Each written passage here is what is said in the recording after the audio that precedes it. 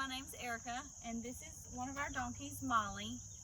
She currently has an abscess in her hoof, and over having her for the past 8 years, I've learned how to deal with them myself for the most part.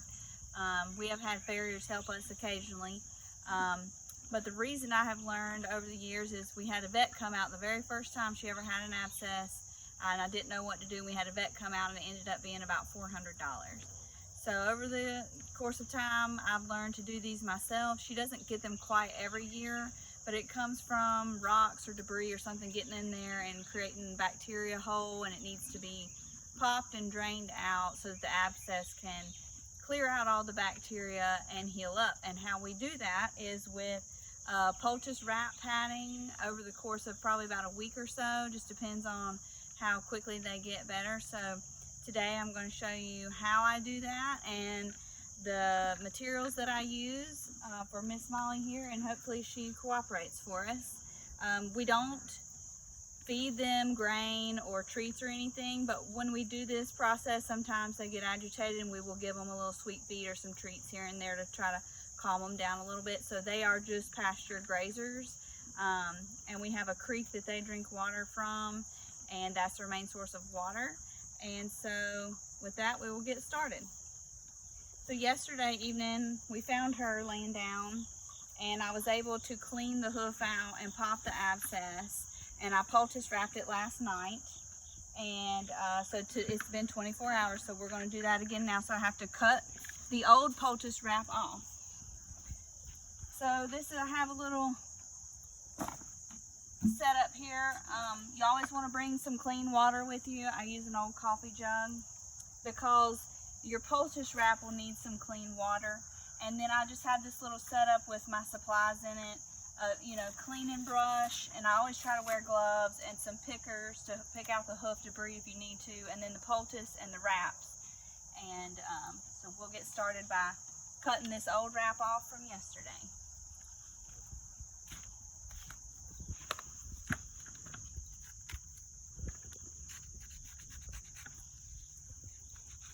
Once the abscess gets popped and it starts to drain out into the poultice pad, it usually has a really bad smell. And that's kind of how you know that it has been popped and is draining well.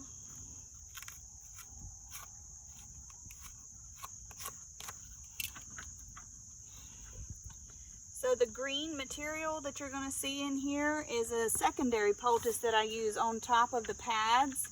So we have poultice pads, and then I have poultice Epsom salt. And I just kind of doubled up yesterday because it was her first day that I had found the abscess. So what we have here, this is the wrap, the Coflex wrap. And then this is the poultice pad, and it has this plastic on the back of the cotton. So what happens when you wet the poultice pad, it helps the poultice draw the bacteria out of the hoof. So when I picked her hoof out yesterday, I got up in here to get some debris out, and I popped it. So this material you see in here is the bacteria that's drained out of the abscess by being in this poultice wrap. And again, the green coloring is the Epsom salt poultice. So we can't always get it as clean as we want to out here. That's why I bring a water and sometimes a brush to clean it out with. But the poultice wrap helps do its job anyway, even if there's a little dirt in there. So it has a bad smell. So I can tell that the abscess liquid is draining down in there. So now, this is trash, and we're going to set her up with a clean poultice. So I usually go to your local Southern States or Tractor Supply, and they have these Animal Intex poultice pads. And what it is it comes in these cotton sheets, and it has a plastic backing on it. And then this cotton has the dried poultice part in it, and you have to wet it to get the poultice to activate, and it draws the bacteria down out of the abscess. So that's why I always bring a little bit of clean water with me. And that's also in case if you needed to wash out her hoof, you could, but you want to wet your poultice pad. And then since it's the second day still, I'm going to use the other poultice for the abscess as well, just to get some extra drainage and the Epsom salt helps with some of the inflammation as well. So I just put a little bit on there, and what I do is I'll try to get that part up in the abscess that's been popped and it's trying to drain down out of there. I'll try to get this part on there, but you don't really have to, because if they get up and move around, it will move around inside the wrap as well. So I get this ready and try not to get it too dirty. And then we have our Coflex wrap here. And I'll get it ready as well. Sometimes Molly's feisty and sometimes she's not. She happened to be laying like this today, but sometimes she might be in different positions that might be, you know, tougher, and that's why we bring Sweet Feet occasionally. So I'm gonna try in this position if she'll let me get this fixed up here.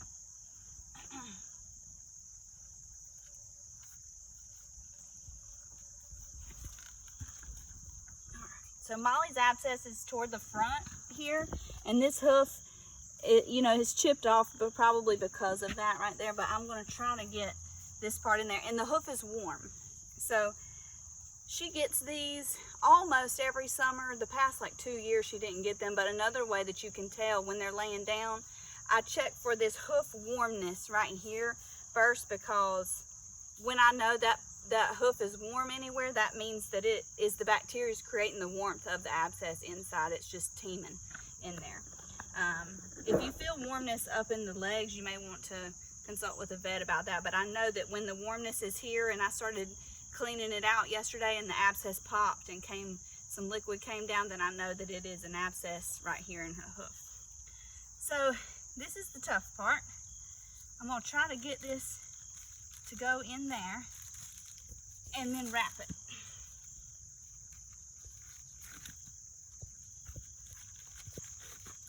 Good girl, Molly.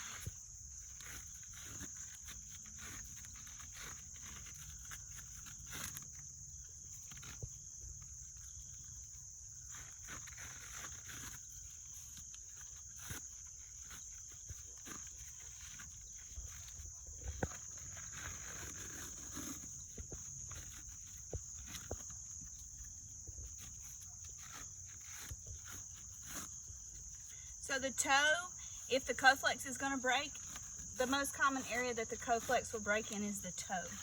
So I always try to get it wrapped good. Plus, since I know that her abscess is in the toe this time, I wanted to make sure that I got the toe part a little extra well, so that if she gets up and walks on it, hopefully it stays in place. I usually put my finger in here and then just kind of get that Coflex in, because it does stick to itself, but I like to make sure that it's going to come on there, because donkeys can be some escape artists sometimes. Good job, Molly.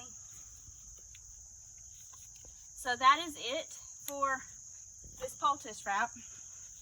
And usually I'll do this every 24 hours until she's walking around good, and we'll know, like right now she's down in the pasture. Once she starts making it to the house, I know that she's walking further distances and she's better, and I might go every 48 hours or so. It just depends on how you feel that they're doing at the time. But this is her second day, second wrap. I do it every evening until she's walking about really good. If they stay lame for several days, you probably need to call the Ferrier to come and look. If you don't have a Ferrier, maybe a vet that can come and help take care of them. They may have something else going on, but Molly's gotten several abscesses over the years, so I've just kind of gotten used to doing this. Let me know any questions you have, and thank you for watching.